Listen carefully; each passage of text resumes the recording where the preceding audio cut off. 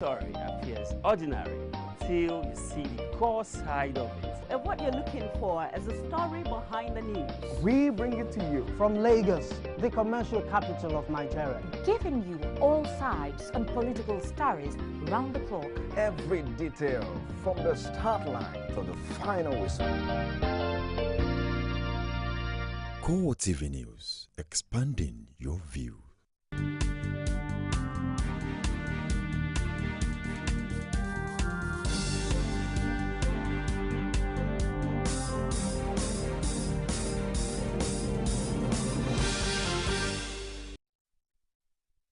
Welcome to CoreTv News on the Hour. I am Martins Dixon. National Assembly members have resolved to meet with President Goodluck Jonathan over renewed Boko Haram attacks in the northeast. The decision was taken at a 5-hour-long closed-door meeting in Abuja between the Senate and House of Representatives Joint Committee on Defense and the Chief of Defense Staff, Alex Bade. Chairman of the Senate Committee on Defense, George Sekibo, reveals after the meeting that the Chief of Defense Staff says that the armed forces were in control of the security situation in the region. He added that the defense chief dismissed recent claims that the insurgents were in control of several towns. Sekibo says the parley with Jonathan will come up after the committees had reported the outcome of the meeting to their respective chambers. His House of Representatives counterpart, Bashir Adamu, revealed that 300 billion naira, but not 1 trillion naira, was budgeted for the military this year. He, however, noted that 75% of the amount was for recurrent expenditure.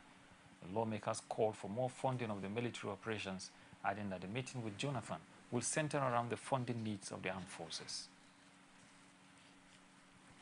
The Northern Elders Council, led by a former advisor to a former President Shehu Shagari, Tanko Yakase, has lauded the Jonathan administration's efforts at tackling the security challenges occasioned by the activities of the dread Boko Haram sect in some parts of the north. The body expressed optimism that the efforts of the administration in managing the security challenges will be sustained if the president and his vice, Namadi Sambo, continued in office beyond 2015.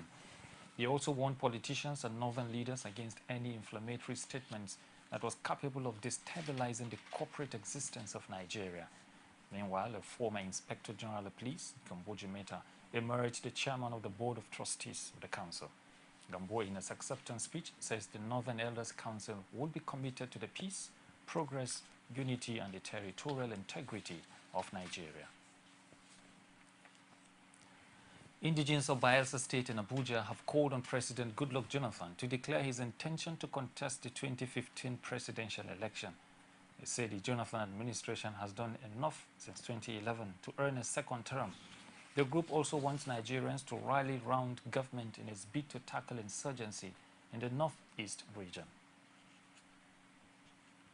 Establishment of Amajiri schools in northern states, which is a trailblazer. You can observe that the Amajiris have been existing for long, but no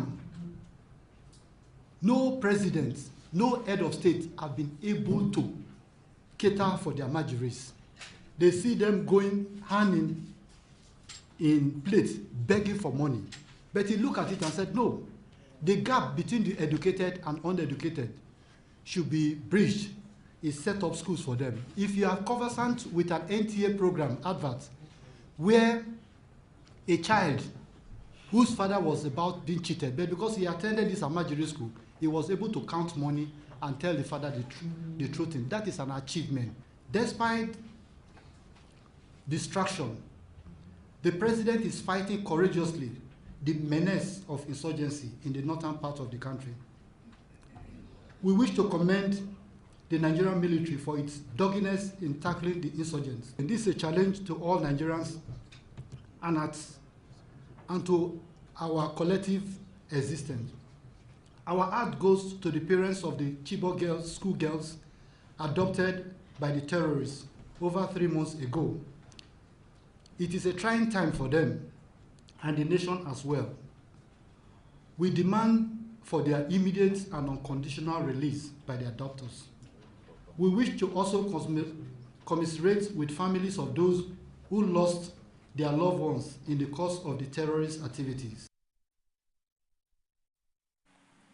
Determined to wrestle power at the center from the People's Democratic Party at the 2015 general elections, the All Progressives Congress has vowed to use the power of votes vested in the people by investing heavily on people's-oriented programs. This is the highlight of the APC Southwest Assembly held in Ibadan on Thursday. Omotai Alo has details.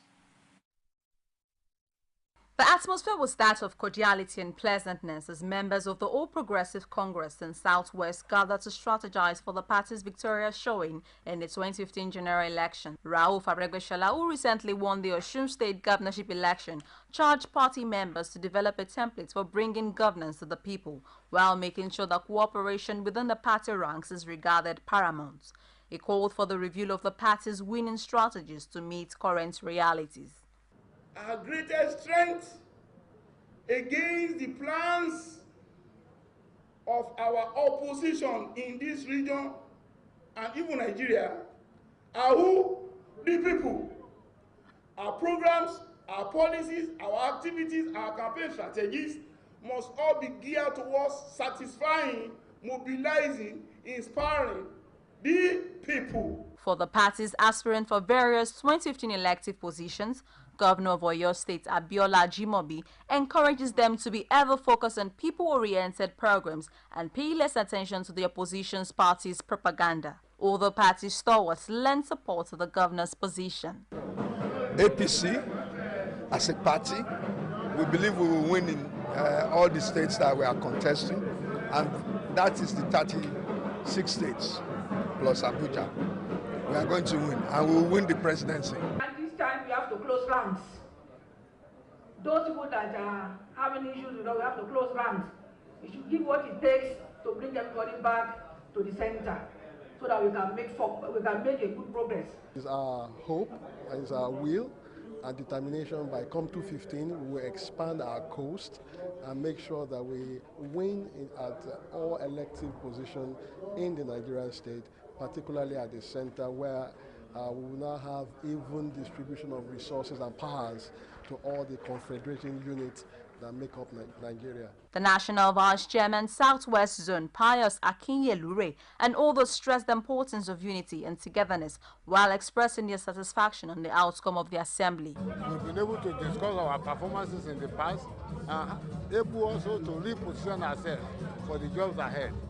And again, re-energizing our people to get ready for the fight ahead. It is an opportunity also to be in the midst of where issues are being reviewed for the main purpose of getting it better. With so much determination to be successful at the 2015 elections, the All Progressives Congress have reached conclusions, but only time can tell if these decisions will translate to favorable results during the 2015 polls.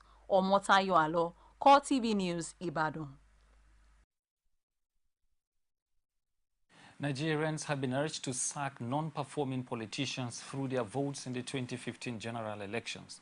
Lagos State Governor Babatunde Fashola and legal luminary Akin Oyebode issued the advice at the 15th Mike Okonkwo annual lecture series titled "The Power of Your Vote, a Catalyst for a Stable and United Nigeria." Abiola Oluwole was there. His report is presented from our studios. As political gladiators map out strategies to occupy elective offices in 2015, groups have also stepped up sensitization among Nigerians on the importance of voting wisely.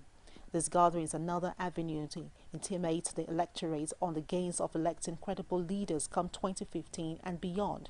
Delivering a lecture titled "Power of Your Vote, a Catalyst for a Stable and United Nigeria," a professor of law, Akin Oyebode laments the inability of politicians to abide by the nation's electoral law. He maintains that the right of the electorate to choose who governs them without fear or intimidation must not be toyed with. This is why the governing class is charged to do all it can to assure the people that their vote will count.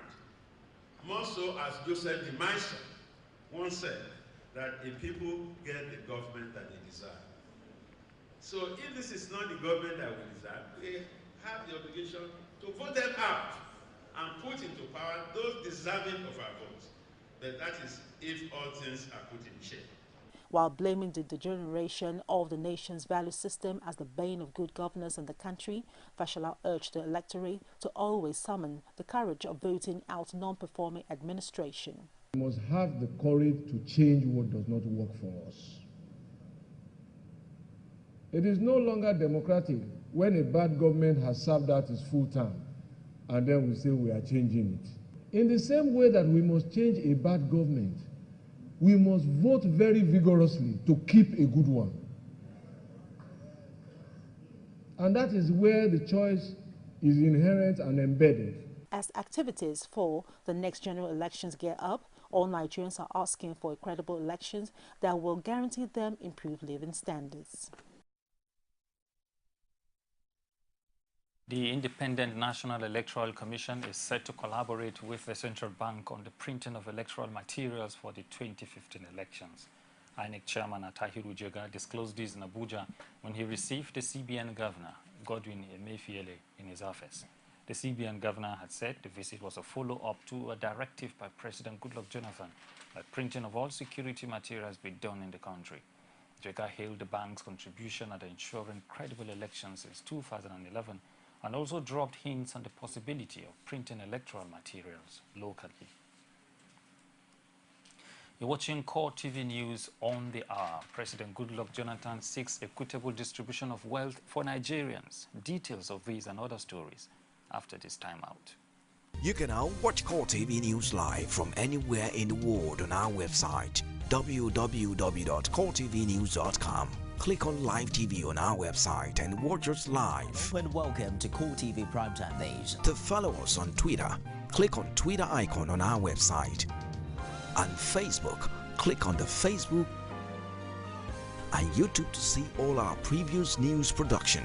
You can also watch us live on YouTube. Click CoreTV, leave a space, then News. CoreTv News, a 24-hour news station.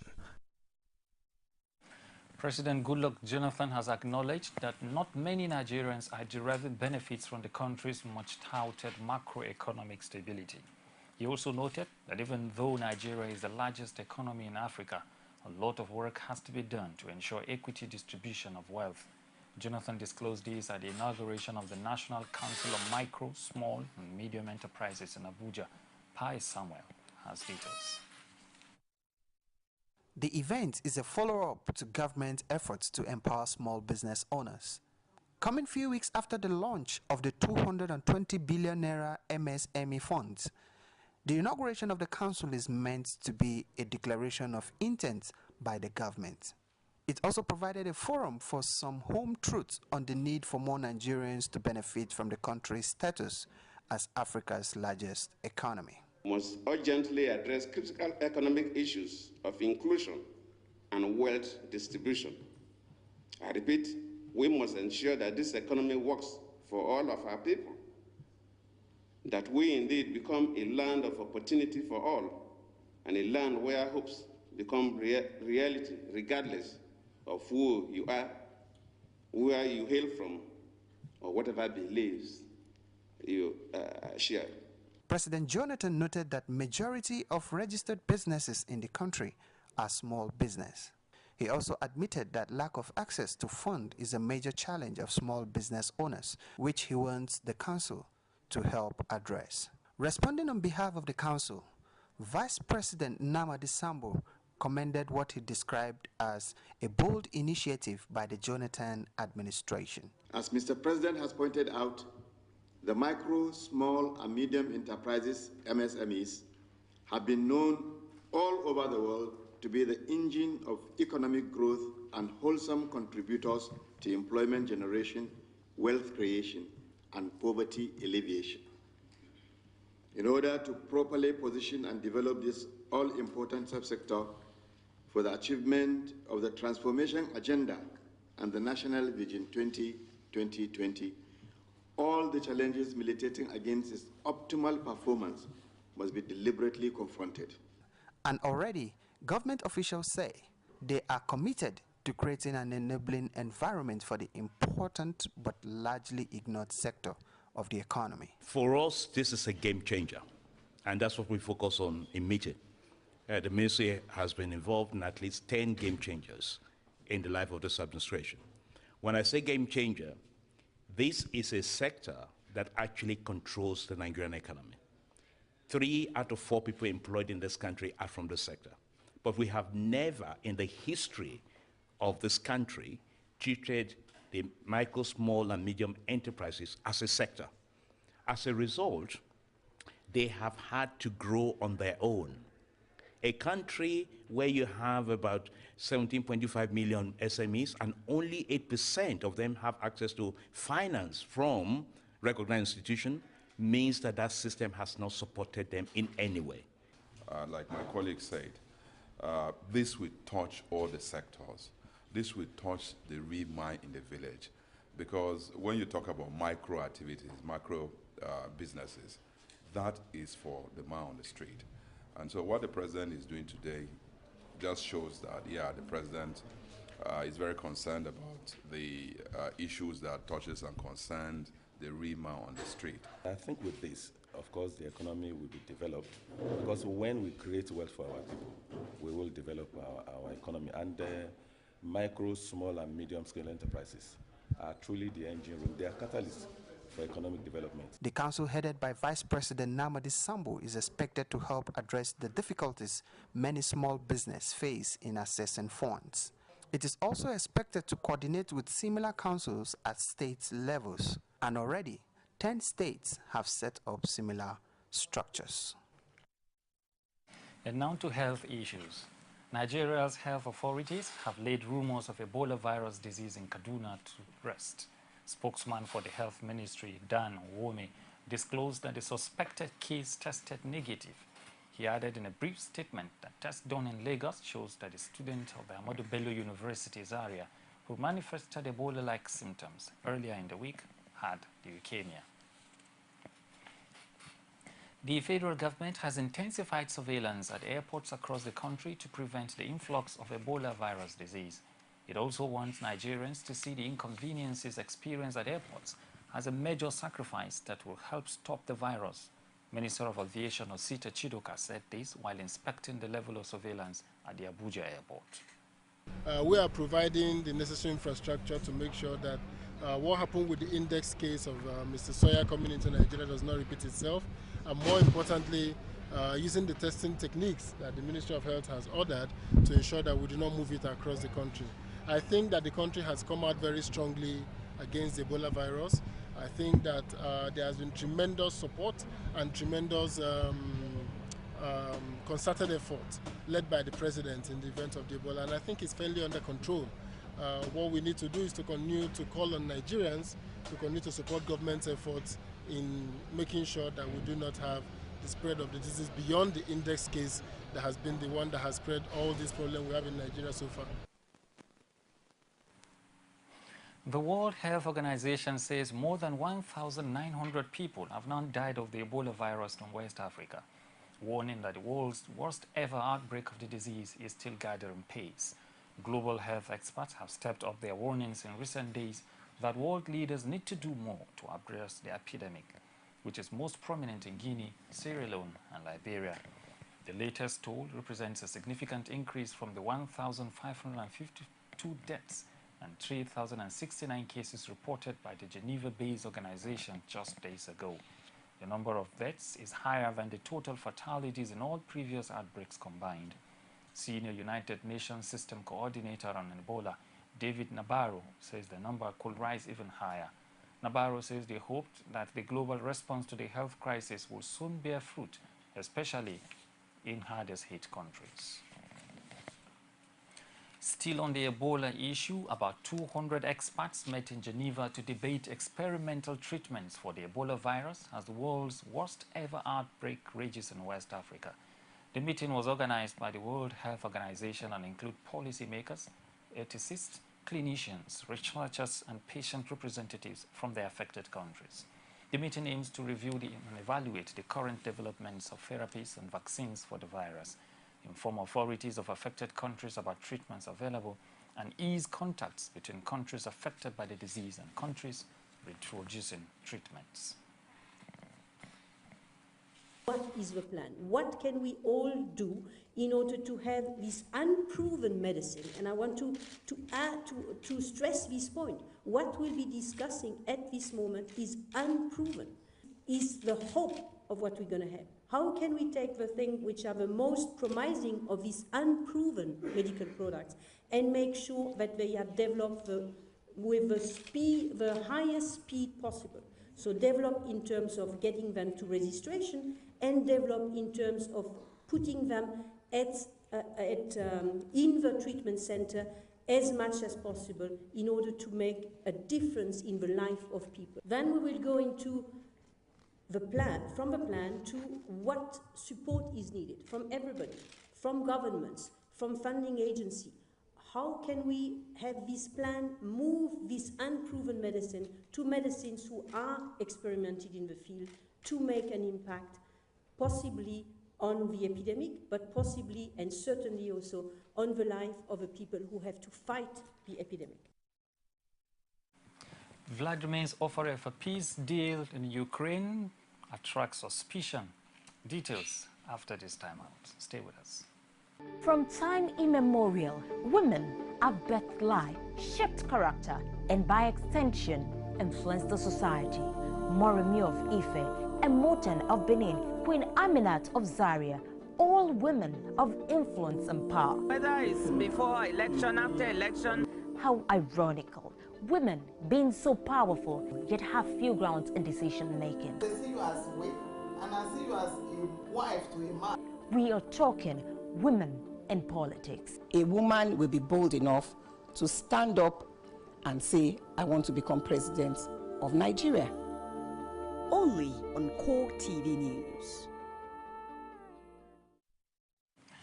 Russian President Vladimir Putin's surprise announcement of a ceasefire plan for Ukraine has been greeted with widespread skepticism, with suspicions still running deep in Kiev and the West over Moscow's true motives.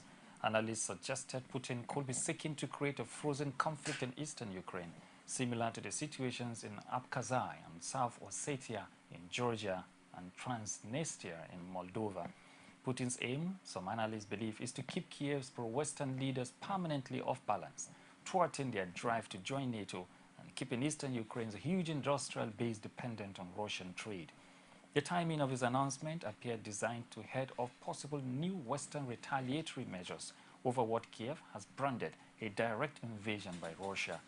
Kiev and the West reacted with alarm after NATO reported last week that Russia had funneled troops and heavy weapons to support pro-Kremlin rebels in a counter-offensive that has significantly turned the tide of the 5-month conflict. And that's all we can take on this hour. Join us on Core Digest for discussions on the insecurity in northeastern Nigeria. I am Martin Dixon. Have a nice day.